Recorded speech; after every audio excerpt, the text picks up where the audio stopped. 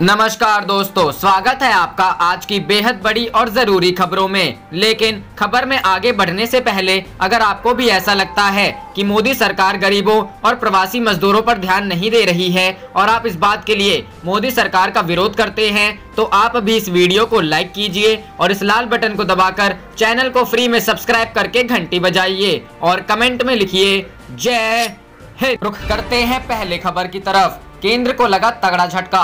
Supreme court ने दिए Vodafone idea को 733 करोड़ रुपए का रिफंड करने का आदेश। जी हां दोस्तों, वित्तीय संकट से घिरी दूरसंचार सेवा प्रदाता कंपनी वोडाफोन आइडिया को आंशिक राहत देते हुए सर्वोच्च न्यायालय ने बुधवार को कंपनी को 733 करोड़ रुपए के कर रिफंड की अनुमति दे दी। शीर्ष अदालत ने केंद्र को 4 हफ्तों के अंदर राशि को वापस करने के आदेश दिए। वोडाफोन आइडिया ने 4700 करोड़ रुपए के रिफंड की मांग की थी। न्यायमूर्ति यूयू ललित की अध्यक्षता वाली 2 सदस्यीय पीठ ने केवल 733 करोड़ रुपए वापस करने की इजाजत दी और मामले को खारिज कर दिया। आदेश के अनुसार हम निर्देश देते हैं कि 733 करोड़ रुपए की राशि अपीलकर्ता को आज से 4 सप्ताह के भीतर वापस कर दी जाए, जो किसी ऐसी कार्रवाई के अंतर्गत होगी जिसे राजस्व विभाग कानून के अनुसार उचित समझे। हम प्रतिवादी को यह भी निर्देश देते हैं कि वे जितनी जल्दी हो सके 2016-17 और 2017-18 के संबंध में अधिनियम की धारा 143 की उपधारा 2 के तहत शुरू की गई कार्यवाही को समाप्त करें।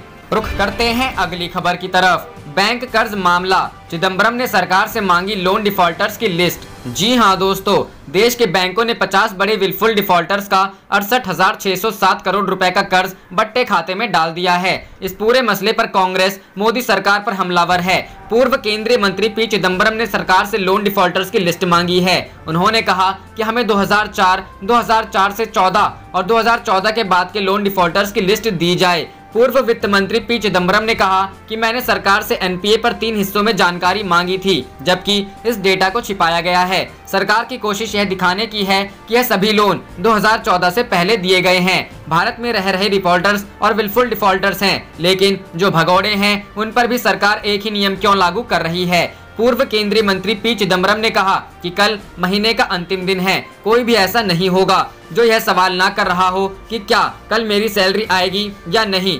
सूक्ष्म, लघु और मध्यम उद्योग कारखानों में लॉकडाउन के दौरान एक दिन भी काम नहीं हुआ। इस सेक्टर में 11 करोड़ लोग काम करते हैं। पी चिदंबरम ने कहा कि अर्थव्यवस्था नकदी संकट से जूझ रही है, सरकार को आगे आना चाहिए और जरूरी कदम देने चाहिए। अभी तक बिजनेस को कोई राहत पैकेज नहीं दिया गया है। कांग्रेस मांग करती है कि अमेरिका की तरह भारत भी नौकरी संकट का सामना कर रहे हर कर्मचारियों को प्रति माह 15,000 रुपए दे। मोदी सरकार पर गंभीर आरोप लगाते हुए पूर्व केंद्रीय मंत्री पी चिदंबरम ने कहा कि देश में संस्थाओं को पंगु बना दिया गया है। रुख करते हैं अगली खबर की तरफ। व्हाइट हाउस ने राष्ट्रपति रामनाथ कोविंद और पीएम मोदी को किया अनफॉलो। राहुल गांधी ने कहा मामले को उठाए विदेश मंत्रालय। जी हां दोस्तों, कांग्रेस के पूर्व अध्यक्ष राहुल गांधी ने बुधवार को कहा कि व्हाइट हाउस द्वारा ट्विटर पर राष्ट्रपति रामनाथ कोविंद और प्रधानमंत्री नरेंद्र मोदी को अनफॉलो किए जाने से उन्हें निराशा हुई है और विदेश मंत्रालय को इसका संज्ञान लेना चाहिए। उन्होंने ट्वीट किया, मैं व्हाइट हाउस द्वारा ट्विटर पर हमारे राष्ट्रपति और प्रधानमंत्री को अनफॉलो किए जाने से निराश हुआ हूँ। गांधी ने कहा कि विदेश मंत्रालय को इसका संज्ञान लेना चाहिए। खबरों के मुताबिक हाल ही में व्हाइट हाउस ने राष्ट्रपति रामनाथ कोविंद और प्रधानमंत्री नरेंद्र मोदी को ट्विटर पर फॉलो किया था। हालांकि अब दोनों नेताओं के ट्विटर हैंडल व्हाइट हाउस की फॉलोइंग सूची में नहीं है। रुख करते हैं अगली खबर की तरफ। उद्धव ठाकरे ने पीएम मोदी को किया फोन, कहा मेरी सरकार को अस्थिर करने की हो रही है कोशिश। जी हां दोस्तों, महाराष्ट्र के मुख्यमंत्री उद्धव ठाकरे ने प्रधानमंत्री नरेंद्र मोदी से फोन पर बात की। सूत्रों ने बताया, बातचीत के दौरान उद्धव ने कहा कि राज्य में राजनीतिक अस्थिरता पैदा करने की कोशिश की जा रही है। उद्धव ठाकरे ने पीएम मोदी से कहा कि ऐसे में समय में राज्य में अस्थिरता फैलाना ठीक नहीं है। बता दें कि दोनों नेताओं के बीच यह बातचीत ऐसे समय में हुई है जब उद्धव ठाकरे के मनोनयन को लेकर राज्य मंत्रिमंडल की सिफारिश पर राज्यपाल भगत सिंह कोश्यारी का फैसला करना बाकी है। बता दें कि एक दिन पहले सत्तारूढ़ महाराष्ट्र विकास अघाड़ी के नेताओं ने राज्यपाल भगत सिंह कोश्यारी से मुलाकात की और उद्धव ठाकरे को राज्यपाल द्वारा मनोनीत सदस्य के रूप में विधान परिषद में भेजने की मंत्रिमंडल की सिफारिश पर विचार करने का अनुरोध किया था। महाराष्ट्र के उप मुख्यमंत्री अजित पवार के नेतृत्व में गए प्रतिनिधिमंडल में राजस्व मंत्री बाला साहेब थोराट, जल संसाधन मंत्री जयंत पाटिल, खाद्य और नागरिक आपूर्ति मंत्री छगन भुजबल, शहरी विकास मंत्री एकनाथ शिंदे, संसदीय कार्य मंत्री अनिल परब और कपड़ा मंत्री असलम शेख शामिल थे। राज्य मंत्रिमंडल ने सोमवार को मुख्यमंत्री ठाकरे को विधान परिषद में मनोनीत किए जाने का प्रस्ताव रखते हुए नए सिरे से सिफारिश की थी। परिषद की 2 खाली सीटों में से एक पर राज्यपाल के कोटे में उन्हें मनोनीत करने की सिफारिश की गई है। ठाकरे विधानमंडल के किसी सदन के सदस्य नहीं हैं और उन्हें 28 मई तक विधानसभा या विधान परिषद का सदस्य बनना होगा। शिवसेना नेता ने पिछले साल 28 नवंबर को मुख्यमंत्री के रूप में शपथ ली थी और इस तारीख से 6 महीने की अवधि के अंदर उन्हें विधायिका का सदस्य बनना होगा, अन्यथा इस्तीफा देना होगा। इस बारे में राज्यपाल ने अभी फैसला नहीं लिया है। रुख करते हैं अगली खबर की तरफ। कोरोना लॉकडाउन के बीच ममता सरकार का ऐलान, ग्रीन जोन में फैक्ट्री, चाय पान की दुकानें खुलेंगी। जी हां दोस्तों, कोरोना संकट और देशव्यापी बंद के बीच पश्चिम बंगाल की मुख्यमंत्री ममता बनर्जी ने लॉकडाउन में राहत देने की घोषणा की है। ममता बनर्जी ने कहा कि विशेष रूप से राज्य के ग्रीन जोन में छोटी दुकानें, कारखाने और निर्माण गतिविधियां शुरू हो सकती हैं। ममता बनर्जी ने कहा है कि हमने कुछ निर्णय लिए हैं जो सोमवार से लागू हो जाएंगे। यदि सब कुछ ठीक रहा तो मुख्यमंत्री ने कहा कि ऑरेंज और ग्रीन जोन में लॉकडाउन से ढील दी जाएगी, जबकि जो इलाके सील हैं वहां प्रतिबंध पहले की तरह रहेगा। एक प्रेस कॉन्फ्रेंस को संबोधित करते हुए पश्चिम बंगाल की मुख्यमंत्री ममता बनर्जी ने कहा कि हम कोरोना लॉकडाउन पर केंद्र से स्पष्ट निर्देश चाहते हैं। मैं सभी से अनुरोध करती हूं कि कृपया लोग घर के अंदर रहें। उन्होंने कहा कि हमारे विशेषज्ञों का मानना है कि कोरोना वायरस प्रतिबंध मई के अंत तक जारी रहने चाहिए। नए दिशा निर्देश के अनुसार स्टेशनरी की दुकानों, रंग की दुकानों, इलेक्ट्रॉनिक्स, हार्डवेयर, मोबाइल, कपड़े धोने, चाय और पान की दुकानें जैसी दुकानों को 1 मई से राज्य के ग्रीन जोन में खोलने की अनुमति दी जाएगी। हालांकि ममता बनर्जी ने चेतावनी दी, चाय की दुकानें खुलने के बाद लोगों को वहां इकट्ठा होने की अनुमति नहीं होगी। छोटी दुकानों, कारखानों और निर्माण गतिविधियों के अलावा ग्रीन जोन में काम फिर से शुरू करने की अनुमति दी जाएगी, बशर्ते सभी स्वास्थ्य प्रोटोकॉल का पालन किया जाए। रुख करते हैं अगली खबर की तरफ। केंद्र सरकार की जनधन गबन योजना का पर्दाफाश, कांग्रेस ने बताया कैसे। मोदी राज में जनता को लगा करोड़ों का चूना। जी हां दोस्तों, कांग्रेस ने देश के कई बड़े पूंजीपतियों के 68,000 करोड़ रुपए से अधिक का कर्ज बट्टे खाते में डाले जाने से जुड़ी खबर को लेकर केंद्र सरकार पर कई आरोप लगाए हैं। पार्टी के मुख्य प्रवक्ता रणदीप सुरजेवाला ने प्रेस कॉन्फ्रेंस में आरोप लगाते हुए कहा कि कोरोना वायरस महामारी के समय नरेंद्र मोदी सरकार की जनधन गबन योजना का पर्दाफाश हुआ है। रणदीप सुरजेवाला ने कहा कि 16 मार्च 2020 को संसद में राहुल गांधी ने देश के सबसे बड़े 50 बैंक घोटालेबाजों के नाम मोदी सरकार से पूछे। वित्त मंत्री और सरकार ने षड्यंत्रकारी चुप्पी साधकर ये नाम जग जाहिर करने से इनकार कर दिया। सुरजेवाला के मुताबिक गत 24 अप्रैल को आरटीआई के जवाब में रिजर्व बैंक ने सनसनीखेज खुलासा करते हुए 50 सबसे बड़े बैंक घोटालेबाजों का 68,607 करोड़ रुपया माफ करने की बात स्वीकार कर ली। इनमें भगोड़ा कारोबारी मेहुल चौकसी भी शामिल है। रुख करते हैं अगली खबर की तरफ। 3 मई के बाद की रणनीति से देश को अवगत कराएं पीएम मोदी, कांग्रेस। जी हां दोस्तों, कोरोना वायरस के प्रसार को रोकने के लिए लगाए गए लॉकडाउन 2.0 की अवधि 3 मई को खत्म हो रही है। ऐसे में लॉकडाउन के बाद केंद्र सरकार की क्या रणनीति होगी, इसको लेकर कांग्रेस ने सवाल किया है। इसके साथ ही पार्टी ने प्रधानमंत्री नरेंद्र मोदी से लोगों को इस बारे में अवगत करने को कहा है। मीडिया रिपोर्टर्स के अनुसार पार्टी के मुख्य प्रवक्ता रणदीप सुरजेवाला ने यह भी कहा कि संकट के इस समय प्रधानमंत्री से उम्मीद की जाती है कि वह देश का नेतृत्व करेंगे। उन्होंने वीडियो कॉन्फ्रेंसिंग के माध्यम से संवाददाताओं से कहा, हम प्रधानमंत्री से फिर अपील करते हैं कि वह लॉकडाउन से बाहर निकलने के लिए रणनीति सामने लाएं, जिसमें स्पष्ट हो कि 3 मई के बाद अर्थव्यवस्था को पटरी पर लाने के लिए कदम उठाने के साथ ही कोरोना वायरस से कैसे निपटा जाएगा। रुख करते हैं अगली खबर की तरफ। लॉकडाउन, बाहर फंसे बिहारियों पर तेजस्वी का हमला, कहा गूंगी, अंधी, बहरी सरकार के खिलाफ करेंगे अनशन। जी हां दोस्तों, बिहार में विपक्ष के नेता मुख्यमंत्री नीतीश कुमार से लगातार दूसरे राज्यों में फंसे प्रवासी मजदूरों, कामगारों को वापस बुलाने की मांग कर रहे हैं। अब आरजेडी नेता तेजस्वी यादव ने मुख्यमंत्री पर एक बार फिर निशाना साधा है। साथ ही तेजस्वी ने बिहार सरकार को असंवेदनशील, निकम्मी और क्रूर बताते हुए शारीरिक दूरी बनाते हुए अनशन के जरिए विरोध करने का ऐलान किया है। तेजस्वी ने ट्वीट में कहा, असंवेदनशील, निकम्मी और क्रूर बिहार सरकार की प्रशासनिक विफलता के कारण 25 लाख अप्रवासी बिहारवासी बाहर फंसे हैं। 35 दिन बाद भी उन्हें वापस बुलाने की कोई समग्र योजना और वैकल्पिक उपाय नहीं है। इस गूंगी, अंधी और बहरी सरकार का मुंह, आंख और कान खोलने के लिए हम सांकेतिक विरोध प्रदर्शन करेंगे।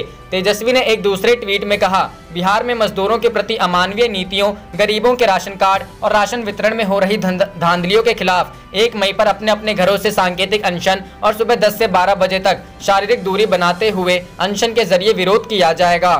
रुख करते हैं अगली खबर की तरफ। हरियाणा सरकार का नया फरमान, आज राज्य की किसी मंडी में नहीं होगी गेहूं खरीद। कांग्रेस ने कहा, साजिश का पर्दाफाश। जी हां दोस्तों, पहले ही लाखों बोरी गेहूं किसान का मंडियों में भीग चुका है। अपनी फसल बेचने के बाद भुगतान संकट का सामना वह अलग से कर रहा है। विलंब से आरंभ हुई फसलों की खरीद के चलते बाजारों में अपनी फसल औने पौने दाम में बेचकर वह लुट चुका है। अब सरकार के इस फैसले के बाद प्रदेश के किसानों के सामने नई मुसीबत खड़ी हो गई है। कांग्रेस ने खट्टर सरकार को फिर कटघरे में खड़ा किया है। कांग्रेस के अखिल भारतीय मीडिया प्रभारी रणदीप सुरजेवाला ने राज्य सरकार पर हमला बोलते हुए कहा है कि मोदी खट्टर सरकारों के ताजा तरीन हुक्मनामे ने एक बार फिर किसान, आड़ती, मजदूर के गठजोड़ को षड्यंत्रकारी तौर पर तोड़ने की बीजेपी जेजेपी की साजिश का पर्दाफाश कर दिया है।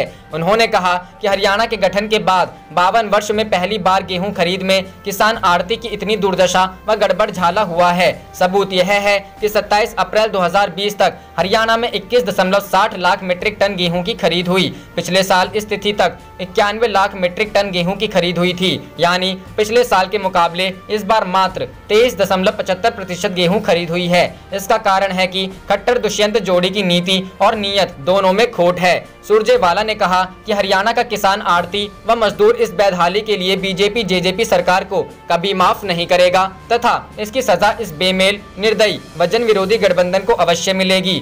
सुरजेवाला ने इस सरकार को यू टर्न सरकार की संज्ञा देते हुए हर रोज बदलते फरमानों पर सवाल खड़े किए। उन्होंने कहा कि 26 मार्च 2020 को खट्टर सरकार ने किसान को गेहूं खरीद 50 से 125 प्रति क्विंटल बोनस देने की घोषणा कर डाली, पर आज की तारीख में गेहूं पर एक भी फूटी कौड़ी बोनस देने की कोई चर्चा नहीं है। 13 व 16 अप्रैल 2020 को खट्टर सरकार ने सभी आड़तियों को ऑनलाइन पेमेंट करने का निर्देश दिया तथा 7 प्राइवेट बैंकों में खाते खोलने का फरमान जारी कर दिया। फिर यह आदेश वापस ले पुराने सिस्टम पर खरीद करने का निर्णय लिया गया। 21 अप्रैल को खट्टर सरकार ने एक बार फिर आड़तियों की बजाय पंचायत के माध्यम से गेहूं खरीद का निर्णय लिया। बाद में इस आदेश को भी वापस ले लिया गया। 24 अप्रैल 2020 को आदेश जारी कर एक बार फिर डायरेक्ट ऑनलाइन पेमेंट का आदेश जारी किया गया। यह भी आदेश दिया गया कि एफसीआई द्वारा खरीद तभी मान्य होगी जब बगैर किसी कटौती के सारा पैसा डायरेक्ट ऑनलाइन पेमेंट से दिया जाएगा। 27 अप्रैल को खट्टर सरकार द्वारा यह आदेश जारी किया गया कि गेहूं खरीद के सारे पैसे का भुगतान डायरेक्ट ऑनलाइन पेमेंट से किया जाएगा। रुख करते हैं अगली खबर की तरफ। राजस्थान हाईकोर्ट का आदेश, न्यायिक प्रशासनिक मामलों में ना लिखें जाति। जी हां दोस्तों, राजस्थान हाईकोर्ट ने आदेश दिया है कि किसी भी न्यायिक या प्रशासनिक मामले में व्यक्ति की जाति नहीं बताई जाएगी। सोमवार को इसकी अधिसूचना भी जारी की गई है। व्यक्ति में अभियुक्त भी शामिल है जिनकी जाति नहीं बताई जाएगी। जाति का उल्लेख किसी भी न्यायिक या प्रशासनिक मामले में नहीं करने का आदेश दिया गया है। हाईकोर्ट की ओर से जारी अधिसूचना में कहा गया है कि जाति बताया जाना संविधान की भावना के खिलाफ है। साथ ही राजस्थान हाईकोर्ट के एक आदेश के विपरीत भी है। इसीलिए किसी भी व्यक्ति की जाति का उल्लेख न्यायिक या प्रशासनिक मामले में नहीं किया जाएगा। हाईकोर्ट का आदेश सोमवार देर रात कोर्ट की वेबसाइट पर जारी किया गया। दरअसल जुलाई 2018 में बिशन नाम के एक व्यक्ति को जेल अधिकारियों ने बेल पर रिहा नहीं किया। बेल 5 दिन तक लटकाए रखी, जबकि हाईकोर्ट ने इसका आदेश दे दिया था। इसकी वजह यह थी कि कोर्ट के आदेश में उस व्यक्ति की जाति मेल नहीं खा रही थी जिसका उल्लेख पुलिस की गिरफ्तारी मेमो में था। इस मामले के बाद कोर्ट के जस्टिस संजीव प्रकाश शर्मा को लगा कि किसी व्यक्ति की पहचान उसकी जाति से नहीं बल्कि उसके माता पिता के मुताबिक होनी चाहिए। रुख करते हैं अगली खबर की तरफ। कोरोना से निपटने को जनता पर दोहरी मार देने लगी सरकार। वेतन कटौती के बाद पेट्रोल, डीजल पर सेस की वसूली शुरू। जी हां दोस्तों, कोविड-19 से लड़ाई में जनता पर सरकार की ओर से दोहरी मार पड़नी शुरू हो गई है। केंद्र और कई राज्य सरकारों ने कर्मचारियों का वेतन कम कर दिया है। अब सेस वसूलने की कवायद भी शुरू हो गई है। नागालैंड सरकार ने पेट्रोल, डीजल पर सेस लगाकर इसकी शुरुआत की है। नागालैंड में 28 अप्रैल को आधी रात से ही डीजल और पेट्रोल पर सेस लागू हो गया है। मौजूदा टैक्स और सेस से यह अतिरिक्त होगा। सूबे के एडिशनल चीफ सेक्रेटरी और फाइनेंस कमिश्नर सेंटियागो इमचेन की ओर से जारी नोटिफिकेशन में कहा गया है कि अब डीजल पर 5 रुपए और पेट्रोल पर 6 रुपए का अतिरिक्त कोरोना सेस वसूला जाएगा। आदेश में कहा गया, टैक्सेशन एक्ट 1967 के तहत सेक्शन 3A के सबसेक्शन 3 का इस्तेमाल करते हुए नागालैंड के गवर्नर ने राज्य में कोविड-19 सेस को बढ़ाने की मंजूरी दे दी है। बता दें कि इस महीने की शुरुआत में ही नागालैंड के पड़ोसी राज्यों असम और मेघालय ने भी पेट्रोल और डीजल पर टैक्स में इजाफा कर दिया था। यही नहीं, केंद्र सरकार ने भी राजस्व बढ़ाने के मकसद से पिछले महीने पेट्रोल और डीजल पर एक्साइज ड्यूटी 3 रुपए प्रति लीटर बढ़ा दी थी। बता दें कि दुनिया भर में कच्चे तेल की कीमतें रिकॉर्ड गिरावट के दौर में हैं। आप देख रहे थे आपका अपना चैनल जय हिंद जय भारत।